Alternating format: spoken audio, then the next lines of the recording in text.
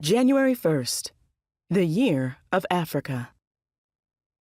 Amadou Ahidjo, Prime Minister of Cameroon, announced his country's liberation from its French colonists on January 1st, 1960.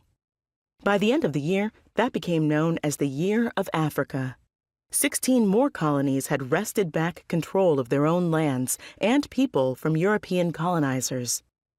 The sweeping changes that engulfed the continent over this year had many causes, but represented the culmination of decades of work from the Pan-Africanist movement. After 14 European nations had carved up Africa for exploitation at the Berlin Conference, Henry Williams founded the African Association to try to unite Africans, both in the colonies and in the diaspora, against this existential threat. The first grand meeting of this anti-colonialist movement took place in London in 1900, attended by, among others, W.E.B. Du Bois, Samuel Coleridge Taylor, and Dr. John Alcindor. The Pan-African movement gathered real steam after the World Wars. The Europeans had relied heavily on troops from their colonies to bolster their forces. Africans had fought for their colonial rulers and now justly felt that they had earned the right to independence. Unrest spread and resistance to colonial rule began to take form.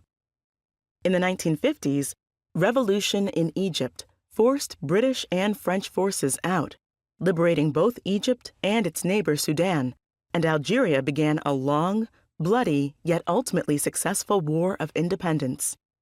Kenya, too, fought its occupation in the Mau Mau Rebellion, which was brutally put down by the British ruling powers, who unleashed a campaign of systematic violence and torture against the country's civilians.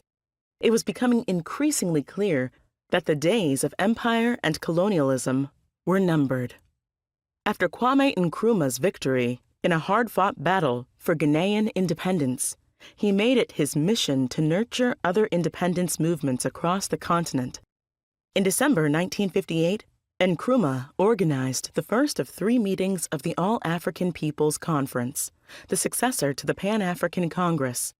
He brought movement leaders, unions, and community representatives to the event in Accra, including Patrice Lumumba of the Democratic Republic of Congo, Kenneth Kaunda of Zambia, Hastings Banda of Malawi, and Tom Mboya of Kenya.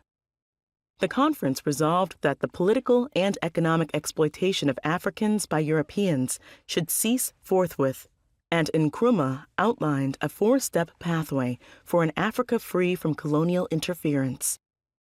1. The attainment of freedom and independence. 2. The consolidation of that freedom and independence. 3. The creation of unity and community between the free African states.